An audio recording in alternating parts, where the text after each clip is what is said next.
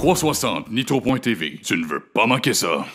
Yves, les gens viennent ici pour voir des courses avec ce qu'on appelle les big blocks. Certains viennent ici, big block, ils savent que le son du moteur est différent, mais savent-ils vraiment c'est quoi un big block? Comment peux-tu l'expliquer aux téléspectateurs? La différence d'un big block d'un small block, c'est que le small block, c'est un 350 percé à 358 pour faire les moteurs de toutes les semaines. Le big block, là, on parle d'un moteur comme un 454, une grosse tête large, beaucoup plus de puissance, beaucoup plus d'entrée d'air, de gaz. C'est ça la différence, beaucoup plus de puissance. Je dirais un 200 forces de plus minimum. Ah, 200 chevaux de plus. Et on sait que big block, ça veut dire un gros bloc. Les gros blocs cylindres, des grosses cylindrées en français depuis le mois. Mais en fait, compte, il n'y en a plus beaucoup de produits. Ces moteurs-là, donc, ce sont des moteurs qui sont faits spécifiquement pour ces voitures-là?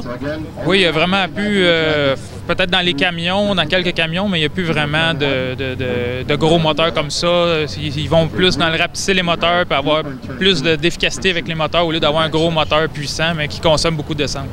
Ah oui, ça, la consommation, ça a son rôle de jouer ici. Oh oui, parce qu'un gros bloc, c'est sûr que ça consomme énormément à comparer d'un petit bloc d'un autre moteur. Là.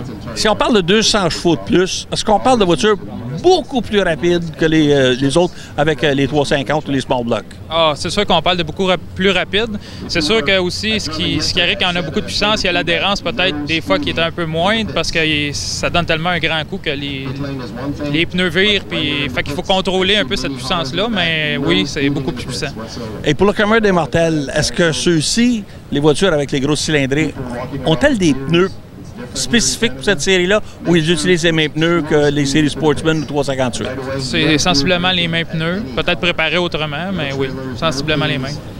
Le châssis lui-même, est-ce qu'il doit être plus rigide? Est-ce qu'il doit être retravaillé ou c'est sensiblement le même châssis qu'on retrouve dans les voitures les Sportsman, les 358? Sensiblement le même. C'est surtout la suspension peut-être. Il y a plus de poids, plus de torque pour aller jouer avec des ajustements différents.